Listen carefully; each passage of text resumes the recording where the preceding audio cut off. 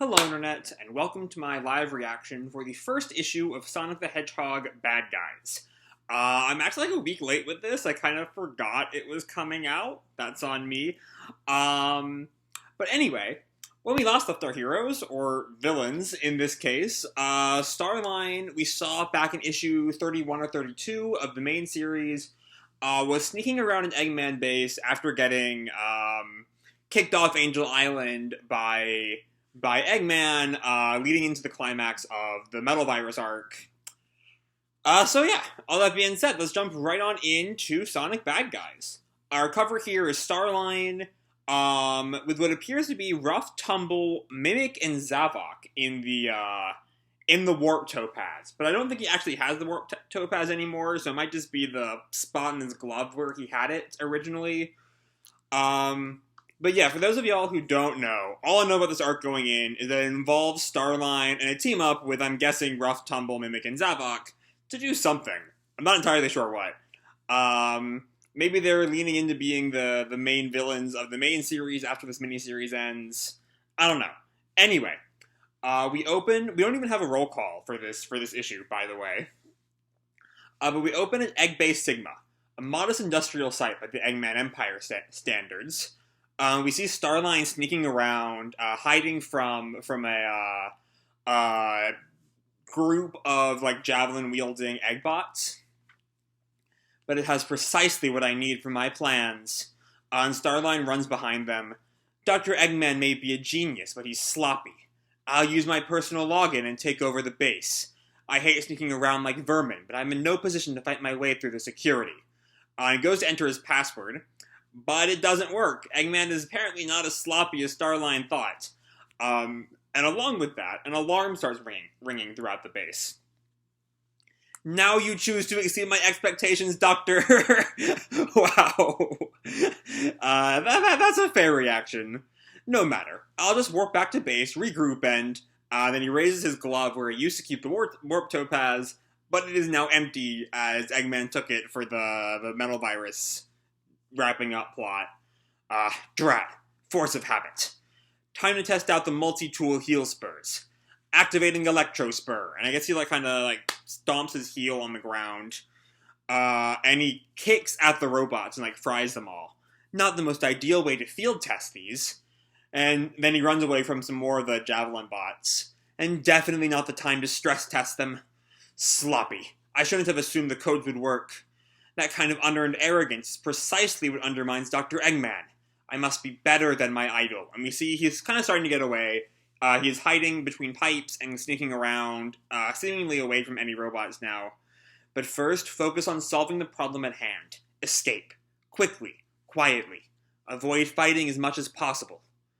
And then, much later, we see Starline is back at, I guess, the base he's using, which does have some badniks and Eggbots in it. Seemingly repurposed to serve Starline, I'm guessing. And he sighs. Progress log update. I've hit a roadblock. I've amassed a substantial reserve of Eggman technology, but my current base of operations lacks the facilities necessary to utilize them. My current long-term plans are on hold until I have the tools necessary to complete my principal creations.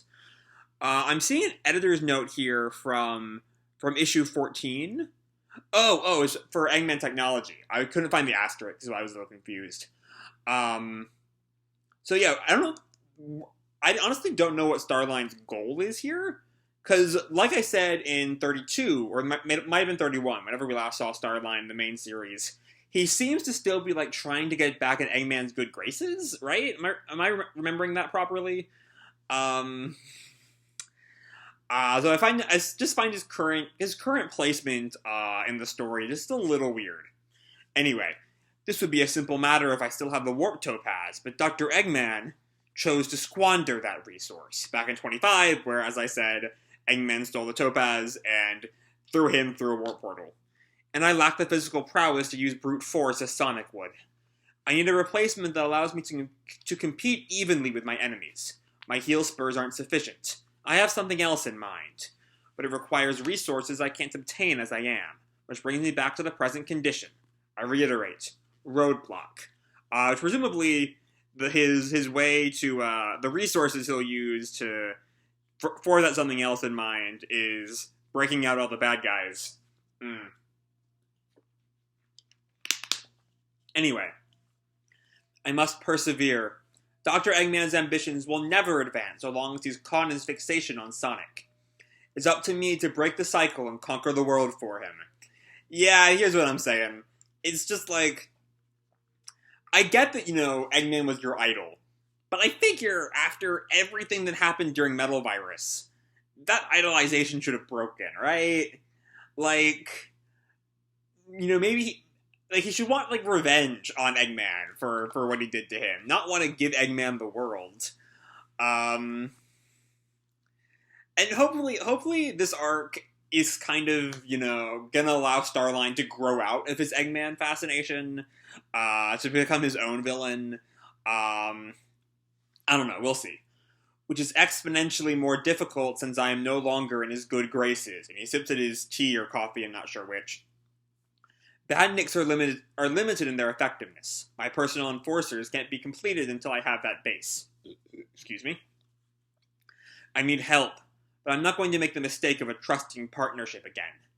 There was someone who hated the Doctor and Sonic mutually. I could potentially sway them, and then dispose of them. Then he gets an idea. Eureka. So I'm curious, this line here, my personal enforcers, what is his plan? That seems to be the closest physical statement we've gotten as to what Starline wants to do that we've gotten so far. Admittedly, we're only 7 pages into this miniseries, so not exactly slow here, but still. Then we cut to Everhold Prison. And Starline just walks right on in. It's shaped like a guitar, by the way. Not entirely sure why. And I guess this is the warden? Starline just walks on in. Who are you? Who let you in? Please calm yourself, warden. And then Starline's fingertips allow him to hypnotize the warden. I'm here for the job interview, remember? The maximum security wing. I think my resume meets your requirements. And Starline hands him a blank sheet of paper. Oh, yes. This is exactly what I was looking for. Let's head there now. Don't forget the keys, And the warden just responds, of course, I like your enthusiasm. And then now we see he's starting to wake up, the warden. As he's his hypnotized eyes are gone. The, position has been hard to fill. The inmates we're holding are some of the worst in the world. Most of them have gone so far as to fight Sonic the Hedgehog. And Starline just smiles. Goodness, how frightful. I figure most of them had fought Sonic the Hedgehog. That's what gets people in jail in this world, right? Anyway, we then see the warden, now in prison. You there, hurry, you've been tricked. Let me out of here before it's too late. The warden responds, that is Mimic, a spy and assassin in debt to Dr. Eggman. He betrayed his teammates, framed Sonic for numerous crimes, the list goes on. So now we're starting to see how everything's going to shape up. Now we have Mimic and Starline in the same place. Mimic changes his eyes back to normal. Don't sell me short, warden. I'm a professional. I don't care if you don't approve of my work. These two are rough and tumble. They're not very bright or skilled, but they still manage to be trouble. They've held 2 towns hostage and work for Dr. Eggman. And that's just this year. So interestingly, Rough and Tumble are back in jail right after Tails and Tangle let them go last issue. And I always can't remember which is which, but the Black Skunk, we never should have tried to take over Barricade Town again. How are we supposed to know that they'd still have all those weapons? God, they're just bad at this. And then the warden tells Starline, stay back. So interesting thing to note, though, is that Rough and Tumble clearly either didn't notice Starline, probably, because they would have said something about Starline, given that they did work for him directly, the start of the Metal Virus saga. Anyway, stay back. That's Zavok, the leader of the Deadly Six. He's a ferocious beast with incredible powers. And Starline's starting to get confident here. Indeed, he can control electromagnetic fields. Putting him in this archaic cell was a clever move. If he were in a standard cell, he could control the lock and release himself. And the warden, just like is kind of shocked at that. Wow, you really did your homework for this job. And Zavok comes up to the bars and asks, "Job? What game are you playing at, Doctor?" The warden looks between the two of them. "Wait, you know each other?" "That is Dr. Starline, protege to Dr. Eggman." And the warden turns to him. "You!" And Starline just raises the glove, sleep, and hypnotizes the warden to sleep. And Zavok asks Starline, "Have you always had hypnotic tools? Why do you bother with the cacophonic conch?" "I have a variety of tools, and I know when best to use them." I don't know. Given how poorly the conch plan went, I'm not entirely sure you know when best to use them, Starline. "Plus, I doubt it would do much on your iron will." "Save your platitudes. We are enemies, Eggman flunky." And Starline responds, "Former flunky." So now we're seeing Starline start to lay out his plan. And he says to all three cells, all four of them, who are apparently all sitting right next to each other, "Gentlemen, it hurts to say it, but I was wrong. Dr. Eggman is not the Marvel I thought he was. He used me, just like he's used all of you. And I won't allow that indignity to stand, and neither should any of you. I have a plan, and together with our combined skills, we can get revenge on Dr. Eggman." So we're already seeing where Starline is just lying out of his ass here, because he is still obsessed with Eggman, letting Eggman win. But he's telling them this is not the case.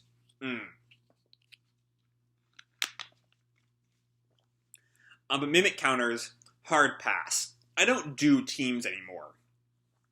And Starline counters, "Then think of it as a business partnership. I need your skills for my plan to work. In return, I can delete you from the Eggnet. Dr. Eggman will have no record of you, and you'll be free of his surveillance." That's honestly a good deal for Mimic, and we see he's clearly considering it. And Rough and Tumble snap at him, "We ain't working with you. You dump metal virus goo on us." "That was Dr. Eggman's plan. I had no idea he would do that to you."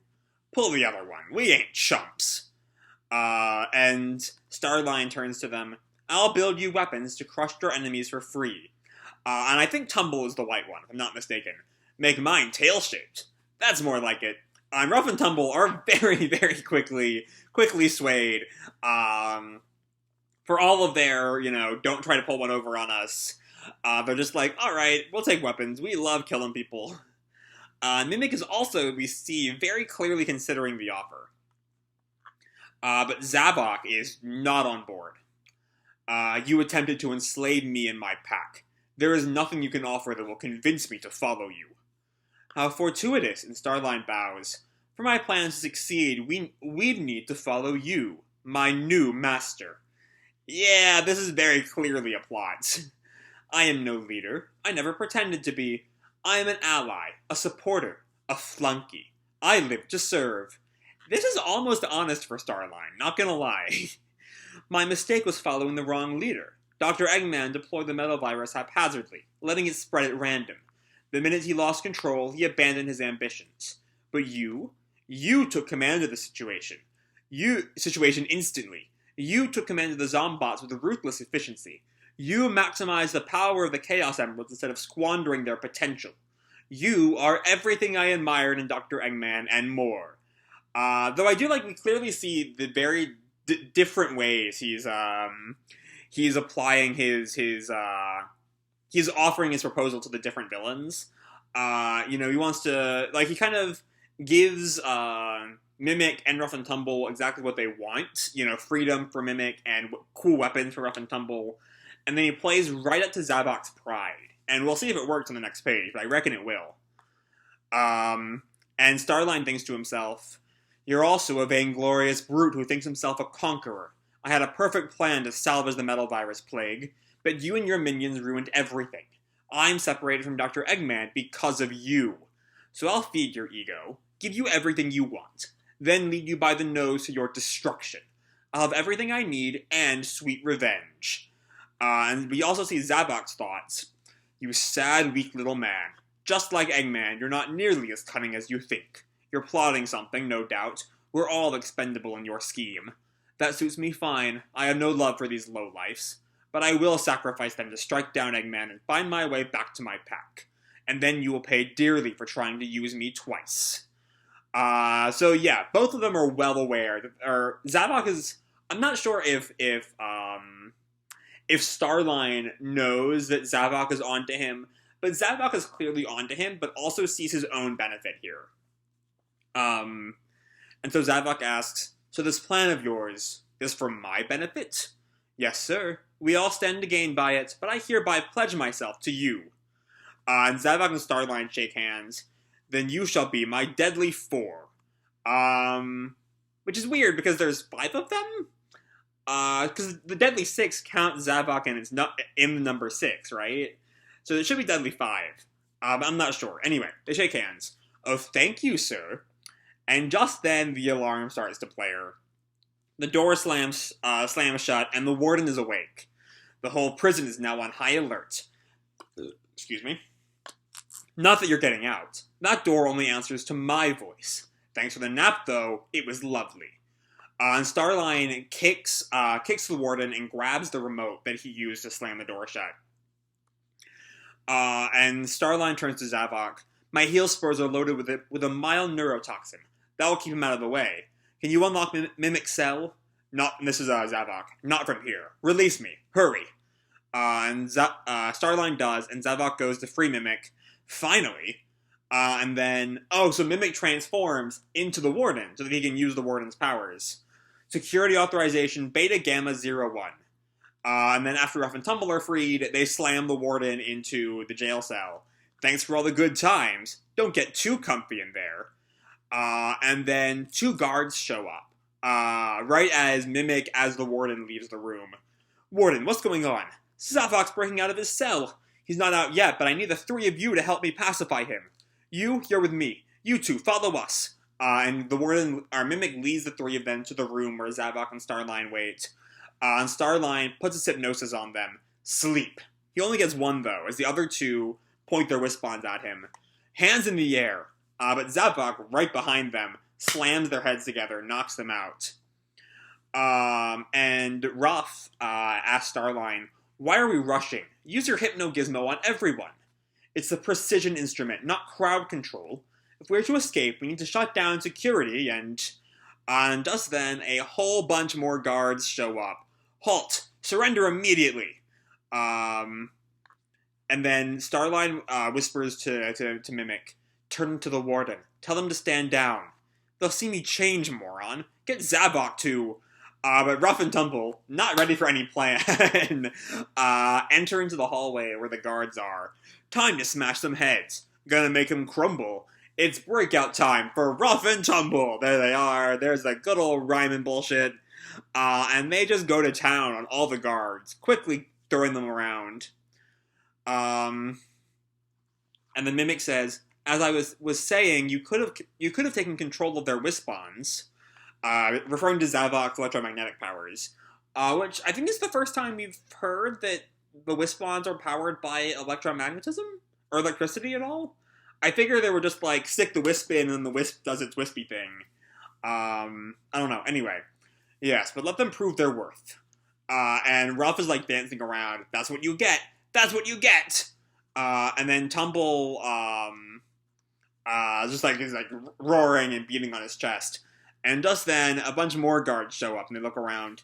And Starline turns to Zavok. We need them for the plan, sir. Fine. I suppose I must coddle you inferior non-Zeti. And Zavok goes to use his powers to disrupt the Wispons, and they just all kind of are destroyed. And Zavok leads the crew out. Onward, my warriors. Mimic goes forward, turning into the Warden as he goes. I'll scout for stragglers.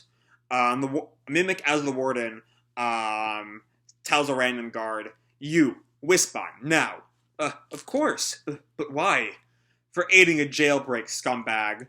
And he shoots the guard with the Wisp. And then the Wisp comes back a little like, what the fuck did I just do? Fooled you, eh? The Rough and Tumble enter what looks like a security room. Beat up the guards there, and Tumble turns to Zavok. Control room secure. And Starline says, excellent work. Now to shut off the alarms and... No. And Starline turns back to Zavok. No? Unlock all the cells. Scramble communications. Send this entire facility into chaos.